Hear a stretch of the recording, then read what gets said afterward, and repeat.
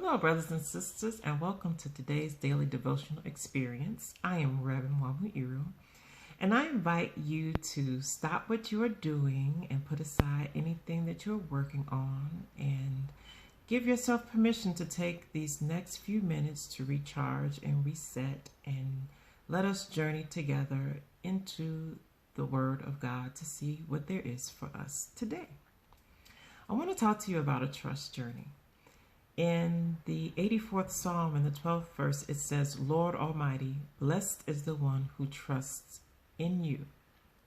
Lord Almighty, blessed is the one who trusts in you. Now, Psalm 84 is an exaltation of the joys of worship, specifically in the temple. The temple is the place where the psalm writer communes with the living God.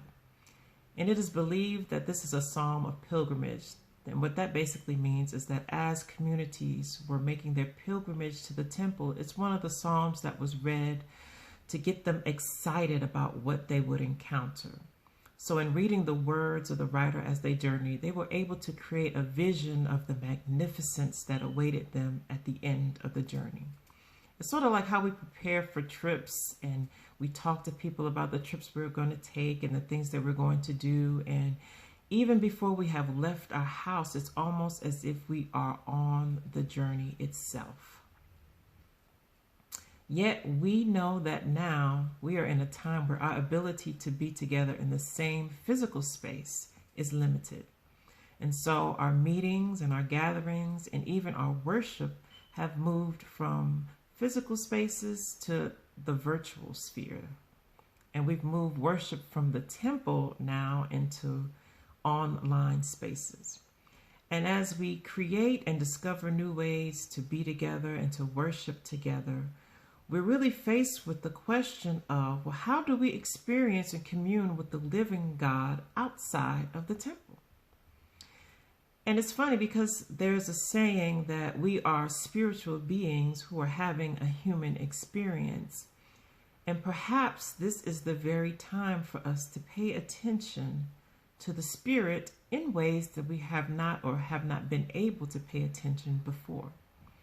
So although we long for the days of worshiping in the sanctuary together, we are discovering newly that the living God is not confined to the temple or the church building. And in fact, we are discovering together that in being in the presence of the living God is something that we create together as we share ourselves and we share our lives and we share our experiences with one another, with our families, with our friends, with our co-workers, and even as we share our lives with those members of our invisible community of ancestors.